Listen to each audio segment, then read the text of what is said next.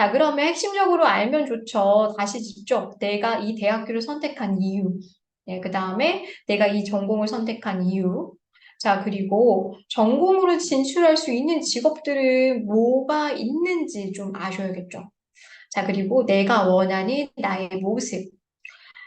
전공 같은 경우에는 사실 전공을 연결해서 이제는 선택을 하지 않으셔도 됩니다. 직업 같은 경우에는요, 이제는 학벌이나 이런 것들이 굉장히 벽이 낮아졌어요. 그래서 예를 들어 내가 경영학을 나왔다고 해도 가고 싶은 곳이 예술 쪽이라면 경영 전공을 한 예술, 네, 예술인이 될 수도 있고요. 반대로 내가 전공을 디자인을 했지만 나는 좀 미디어 방송 쪽도 하고 싶다라고 하면 연결이 돼서 연결적으로 직업을 선택을 할 수도 있습니다.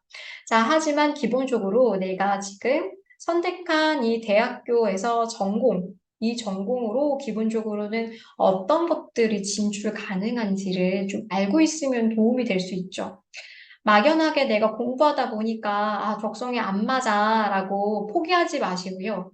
포기하는 친구들도 많습니다. 대학교 생활하다가 그냥 왔더니 너무 적성에 안 맞아요. 이제 고민되죠. 고민됩니다. 왜냐하면 고등학교 때는요. 아무래도 지금보다는 어리죠. 더 많이 어리기 때문에 그때는 뭐 지금보다는 걱정 안 할 수도 있는데 대학교에 내가 열심히 선택을 해서 왔더니 내가 생각한 거와 다른 걸 배우거나 아니면 배우고 났더니 내 적성이나 흥미와 전혀 관심 없는 전공을 계속 배우고 있으면 사실 시간도 아깝고 돈도 아깝다고 느낄 수는 있습니다.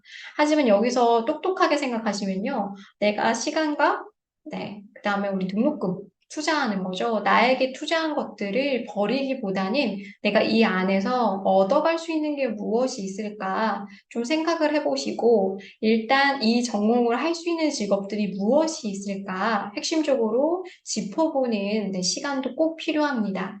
그래서 우리 학생들 진로 방향 정하실 때 가장 중요한 거 다시 묻죠. 내가 이 대학교를 선택한 이유, 내가 이 전공을 선택한 이유, 자, 그리고 내가 이 전공으로 진출할 수 있는 직업들, 자, 그리고 마지막으로 내가 원하는 나의 모습, 자, 무엇이 있는지, 이 바탕으로 기준을 잡고요. 이 질문에 대답을 먼저 해보십시오. 지금 진로를 잘 작성을 못하거나 방향을 잘 설정을 하지 못하면 사실 30살이 되어도 40살이 되어도 똑같습니다. 내가 이 직업을 왜 선택했지? 네, 대답 못합니다. 단순히 그냥 경제적인 생활을 해야 하니까 라고 하시면요. 우리 학생들이 원하는 그 수준까지는 사실 이르기가 어려울 겁니다. 그래서 지금부터 나의 대학 생활을 어떻게 하면 올바르게 진로를 잡을 수 있을지 질문에 대답을 해보시기 바랍니다. 자, 그럼 대학 생활에서 진로 방향 잡기 같이 이어서 보고 있습니다. 자, 그림을 먼저 볼까요? 네, 삶의 방향성 되어 있죠? 삶의 방향성은요, 여러 가지가 있습니다. 자, 우리의 인생은요, 내가 여기부터 직선으로 저기 100m까지 걸어가야지라고 하면 길이 직선으로 펼쳐질까요? 그렇지 않습니다. 무수히 많은 기회들, 그다음 무수히 많은 걸림돌들, 그리고 내가 생각지 못한 다양한 것들이 우리 앞에 펼쳐지는데요. 그래서 나의 방향과 진로, 커리어는요, 사실 일자로 쭉 가는 것보다는 지금 보라 색깔 선 보이시나요? 네. 곡선으로 되어 있는 선처럼 이어집니다.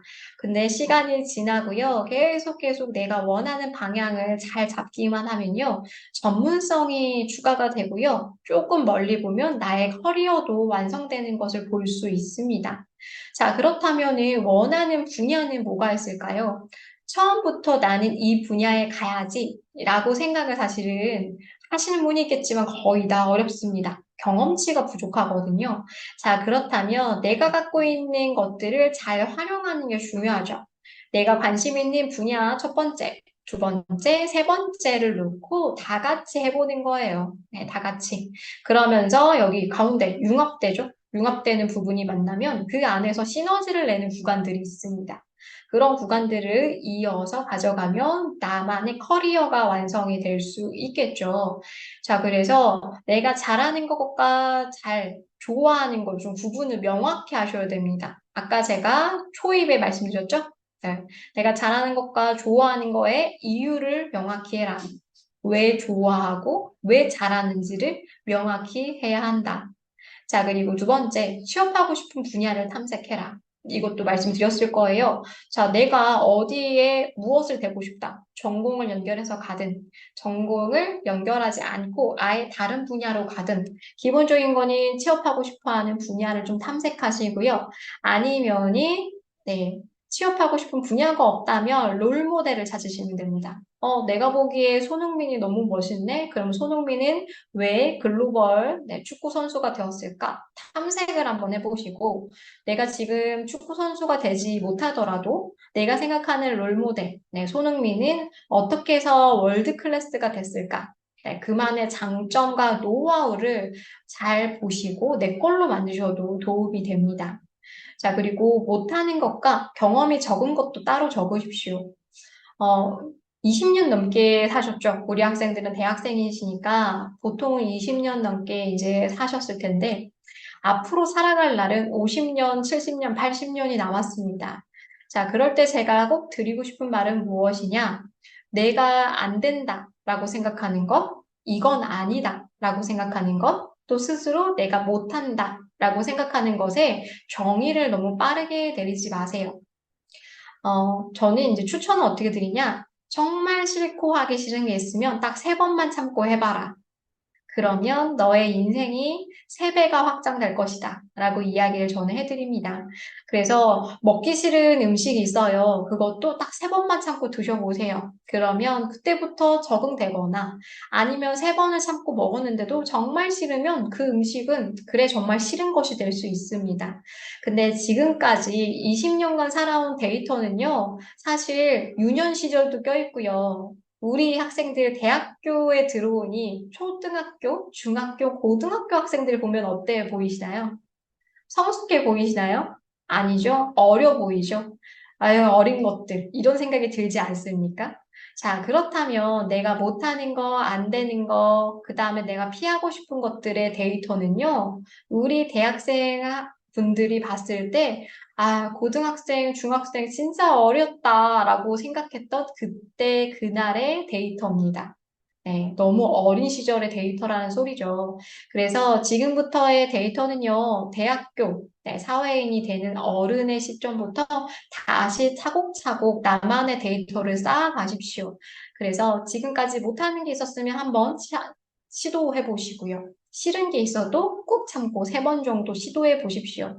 그래서 앞으로 살아갈 때 나만의 걸림돌을 스스로 만들지 않도록, 내가 못하는 것과 잘하는 것 무엇이 있는지 적어 보시고 못하는 것들도 한번 다시 시도를 참고 해보시는 걸 전 추천을 드립니다. 자, 그리고 경험이 많은 것들이 있을 거예요. 내 성향에 맞게 경험이 많은 것들이 있을 텐데 이런 것들도 왜 많은지 이유를 작성을 해주시면 좋습니다.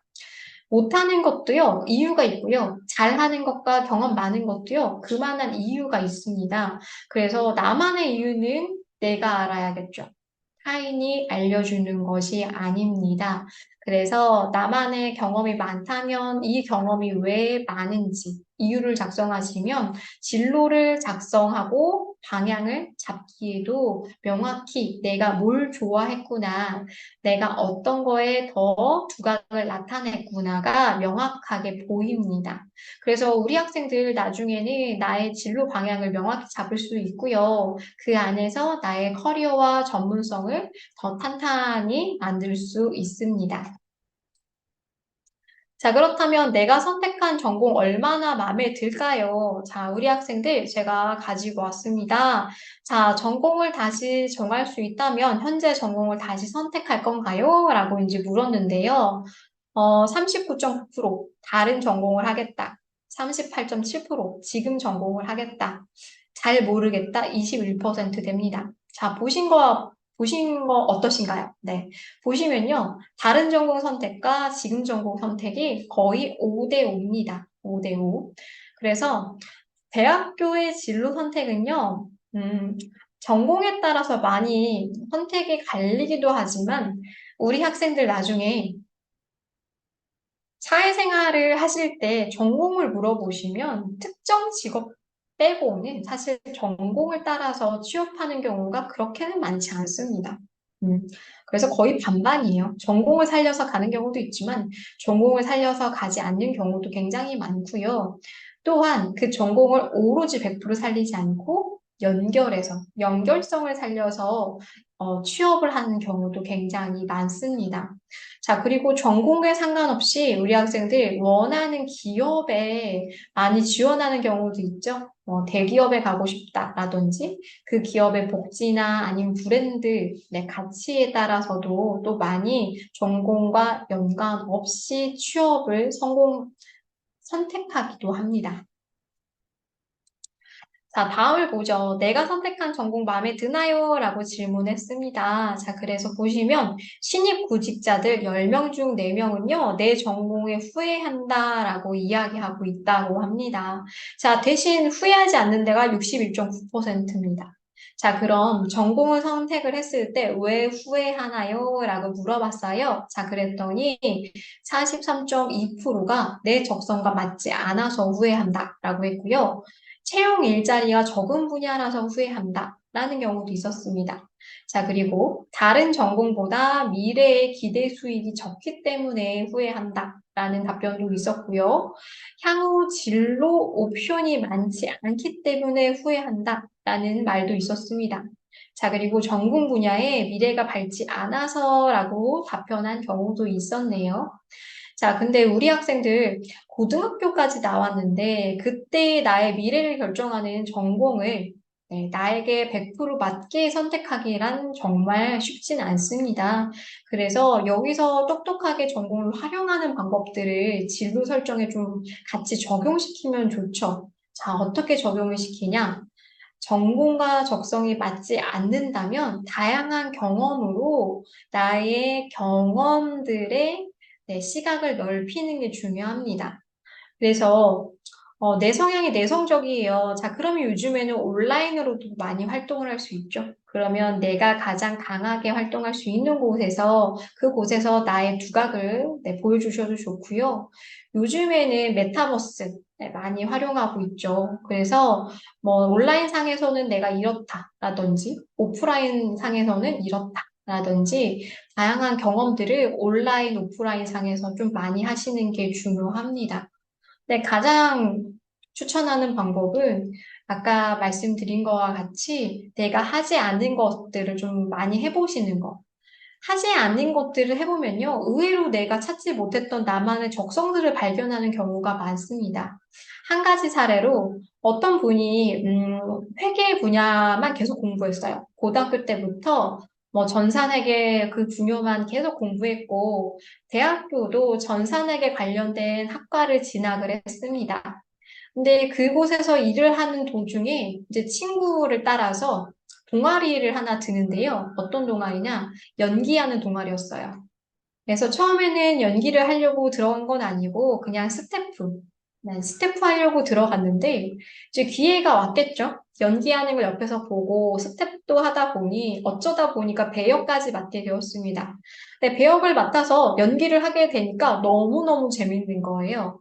그래서 회계에 관련된 전산회계 관련된 전공을 했고 그쪽 분야에 맞는 자격증도 엄청 많이 갖고 있었거든요. 근데 갑자기 직업 진로가 바뀌었습니다. 네, 지금은 현재 연기를 하고 있어요. 그래서 내가 원하는 전공을 100% 갖지 못했다라면 다양한 경험을 본인에게 좀 선물해 주시고요. 내가 찾지 못했던 적성들을 하나하나 레벨업을 하시는 것도 굉장히 진로 설정에 도움이 됩니다. 자, 그렇다면 전공과 직업 일치도 한번 보도록 하겠습니다.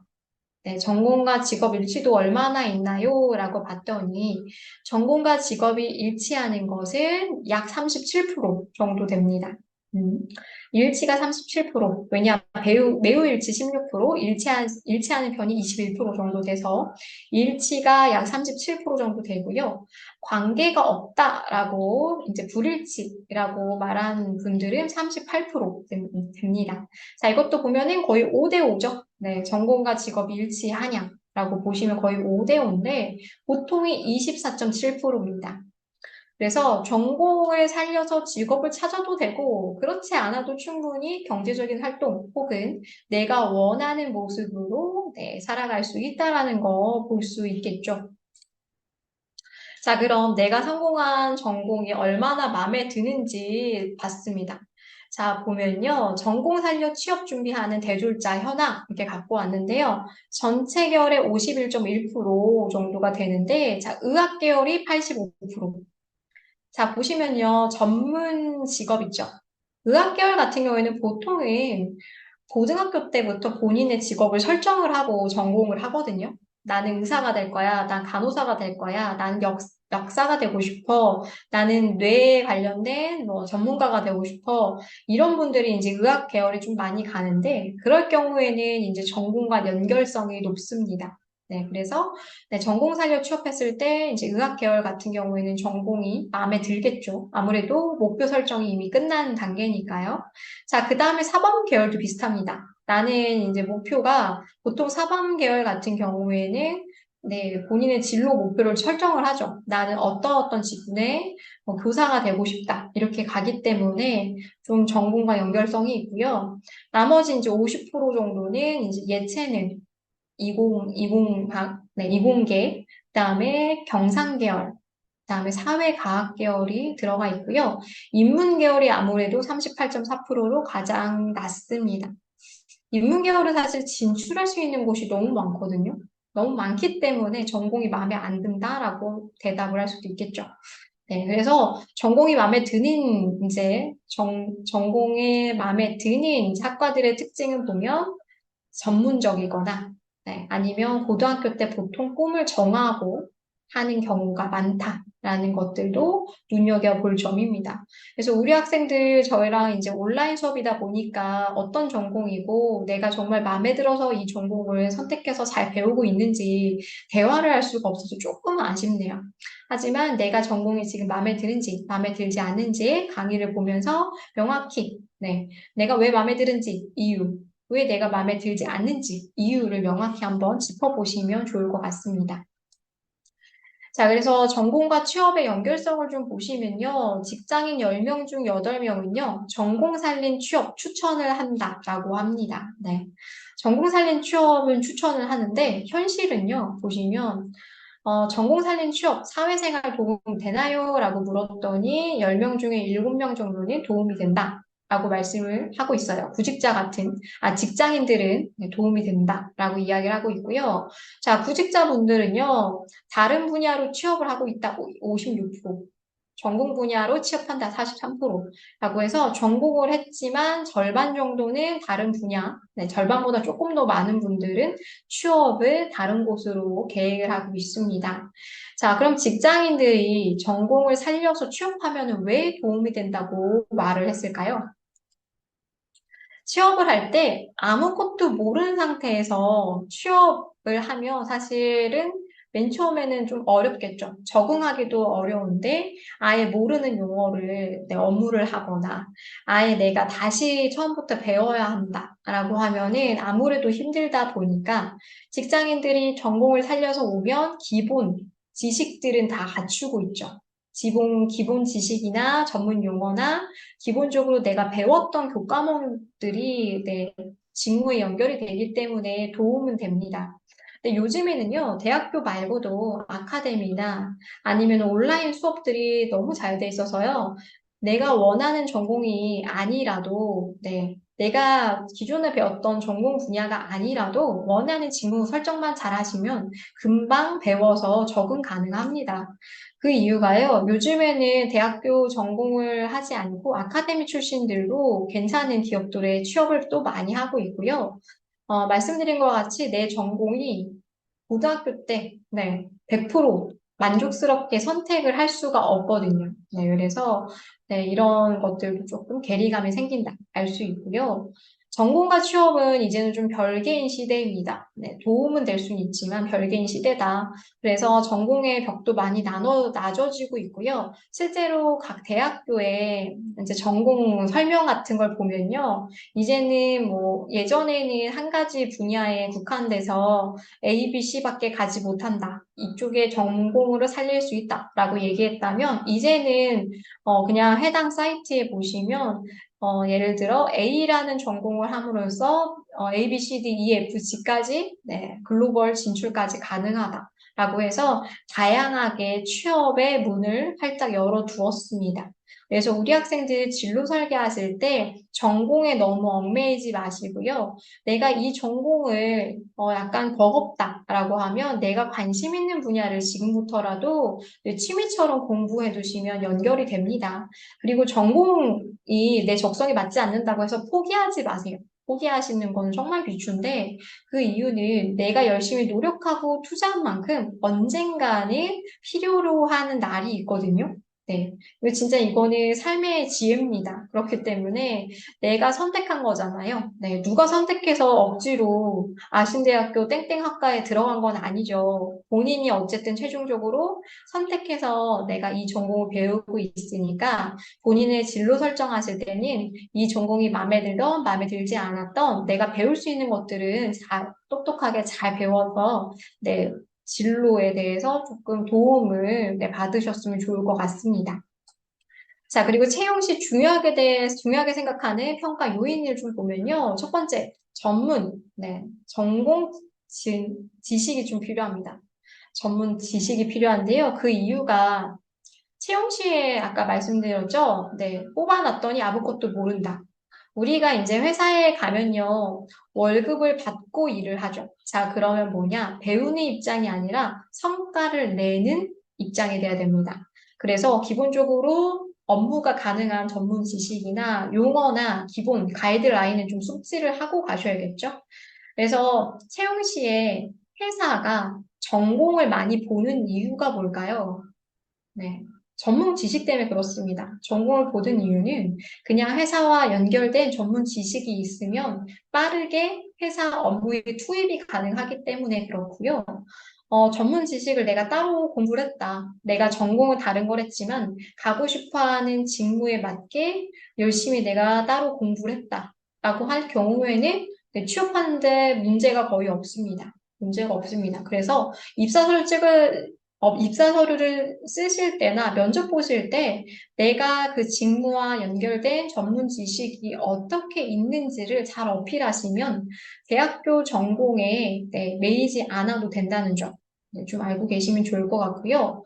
전공 분야 자격증 많이 보죠. 이것도 비슷합니다. 네. 이 직무에 정말 오고 싶어 하는 사람인가 볼 수 있겠죠. 자격증이 있으면 아무래도 그만큼 투자를 하잖아요. 시간, 노력을 하죠. 그 노력, 성실감도 좀 인정해 주는 거고요. 진짜로 가고 싶어 하는, 네, 정말 나의 꿈의 직업인지도 자격증을 보면 알 수 있죠. 정말 가고 싶고 내가 하고 싶은 일이면 자격증도 공부해서 딸 테니까요. 네, 그래서 46.7%가 전공 분야의 자격증을 본다라고 대답을 했고요. 채용 시 중요하게 생각하는 요인을 보시면 전공 분야 인턴 경험입니다. 자, 근데 여기서 이제 우리 학생들이 약간 힘들어하는 거. 경력이 없으면 인턴도 안 써주는데 어떡하냐, 어떻게 할까요? 라고 이제 많이 물어보는데, 우리가 이제 신입은 경력이 없잖아요? 경험도 없고, 그럴 경우에는 지식으로 채우셔야 돼요, 지식. 아니면은 월급이나 뭐 일당 페이, 네, 돈으로 뭔가를 경험을 쌓지 마시고요. 경험으로 미래에 월급을 번다고 생각을 하셔야 됩니다. 그래서 뭐 봉사활동 개념도 좋고요. 아니면은 내가 관련 직무에 배울 수 있는 그런 자리가 있다면 적극적으로 네, 참여하셔서 에이, 돈도 안 주는데 거기 가서 봉사활동 해야겠어? 라고 생각하지 마시고요. 아, 나의 경험을 나의 시간 투자로 사고 있다. 라고 생각을 하셔서 다양한 내가 가고 싶어 하는 직무 경험을 쌓으시면 좋을 것 같습니다. 아니면은 진짜 실제로 그 경험에 걸맞는 다양한 공부를 지식적으로 좀 나의 무기로 만드시는 것도 도움이 되겠죠. 자, 그리고 아르바이트나 사회 경험도 굉장히 중요합니다. 우리 회사는 아무래도 조직이잖아요, 조직. 혼자 일을 할 수 없죠. 그렇다 보니까 사회생활, 직무 연결된 일을 하시면 가장 좋긴 하지만 그게 어렵다면 아르바이트 경험으로 푸셔도 좋습니다. 아르바이트 경험.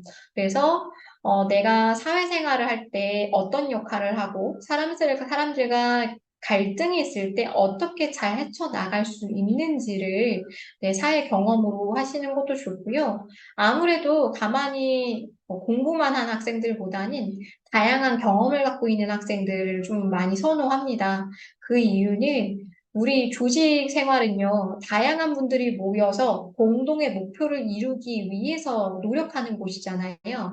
자, 그럴 경우에는 우리가 직장 생활은 동료라도 친구가 될 수 없죠. 네.